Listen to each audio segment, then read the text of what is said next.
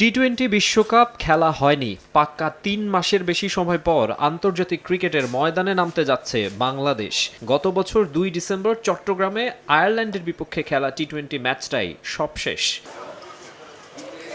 এই ১১ মার্চ ঢাকায় পাকিস্তানের বিপক্ষে ওয়ানডে দিয়ে মাঠে ফেরার অপেক্ষায় টাইগাররা। ৩ ম্যাচ সিরিজের বাকি ২ ওয়ানডে ১৩ ও ১৫ মার্চ একই ভেন্যু মিরপুর শেরেবাংলা জাতীয় ক্রিকেট স্টেডিয়ামে।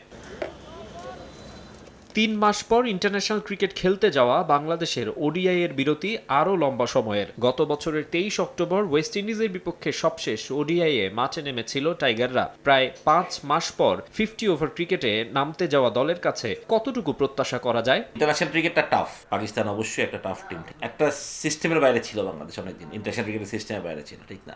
তো ওইটা থেকে আবার একটা ঘুরে চলে আসা নর্মাল, আমরা আমাদের লোকাল ক্রিকেট খেলতেছি, এর মধ্যে আবার গিয়ে খেলবো। অবশ্যই ছেলেরা ভালো খেলবে, কিন্তু আমাদের যথেষ্ট অনেক কোয়ালিটি প্লেয়ার আছে, নো ডাউট অ্যাবাউট, আমাদের ম্যাচ উইনার্স আছে অনেক, বাট টাফ হবে। মানে যেরকম আমরা রেগুলার একটা সিরিজ খেলতেছি, চেঞ্জ হচ্ছে, রেস্ট হচ্ছে, আবার যাচ্ছে, আবার ব্যাক প্যাক করছে, এরকম একটা অনেক সময় ব্রেকটা প্রয়োজন হয়, বাট আমার মনে হয় ব্রেকটা একটু বেশি লম্বা হয়ে গেছে আমাদের জন্য।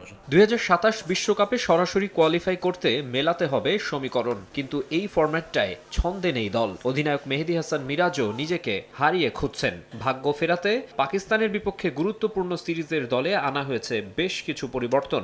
দীর্ঘদিন পর জাতীয় দলে ফিরেছেন আফিফ হোসেন, যদিও দল গঠনে এত অস্থিরতার পক্ষে নন সাবেক অধিনায়ক। লাস্ট বিসিএল যেটা হলো, অনেকেই পারফর্ম করেছে, ভালো বড় রান করেছে, সেঞ্চুরি করেছে অনেকে ইয়াং প্লেয়াররা।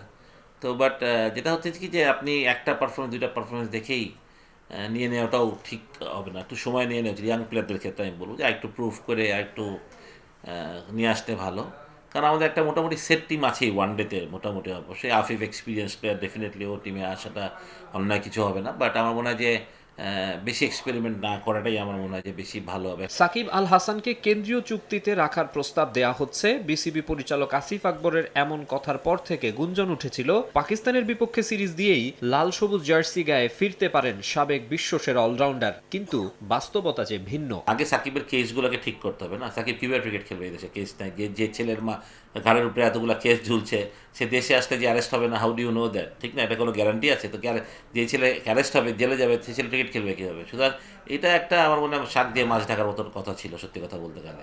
মামলা মোকদ্দমার ঝামেলা কাটিয়ে উঠতে পারলে ২০২৭ বিশ্বকাপে সাকিবের খেলার সম্ভাবনাও দেখেন সাবেক এই অধিনায়ক। মাকসুম আলম খান, সময় সংবাদ, ঢাকা।